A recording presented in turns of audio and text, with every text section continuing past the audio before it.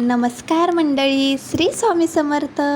तर लग्न होऊन 2 वर्ष झाली, पण आज मी पहिल्यांदाच आमची काजूची बाग पाहायला गेले. आणि खरं सांगते, मला अजिबात आयडिया नव्हती की पुढे काय काय बघायला मिळणार आहे. तर चला आमची काजूची बाग बघूया. तर मला काजूची बाग दाखवण्यासाठी आमचे आहो घेऊन गेलेले. आहो पुढे पुढे आणि मी त्यांच्या मागे. एक छोटासा रस्ता, दोन्ही बाजूला झाडं, थंड वारा आणि एकदम शांतता. आणि फायनली तिथं गेल्यानंतर बघतोय तर काय, सगळीकडे फक्त काजूची झाडंच.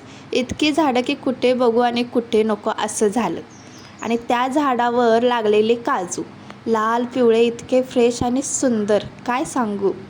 जणू काही निसर्गाने स्वतः पेंटिंगच केले. मग मला माझ्या आहोंनी समजावून सांगितलं की ते काजू काढायचं आणि त्याची वरची बी गोळा करायची, असंच आमचं हे काम असते. आणि आमच्या काजूच्या बागेमध्ये आंब्याची झाडंसुद्धा आहेत. आंबा तरी सहज हाताला येतोय असा उठलेला होता.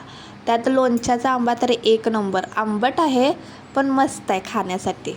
आणि त्याचबरोबर मोठं असं फणसाचं झाड, किती भारी फणस सुटलेले त्याला. खरं तर मला सगळ्या झाडांपेक्षा फणस सुटण्याची जी झाडाला पद्धत आहे ती मला खूप जास्त आवडते. तर अशी होती आमची ही काजूची बाग. ही फक्त आमची बागच नाही तर आमची ओळखसुद्धा आहे. 2 वर्षांनी आज मी आमची बाग पाहिली आणि हा दिवस माझ्यासाठी खूप स्पेशल झाला. तर तुम्हाला कशी वाटली आमची काजूची बाग हे नक्की कमेंट करून सांगा.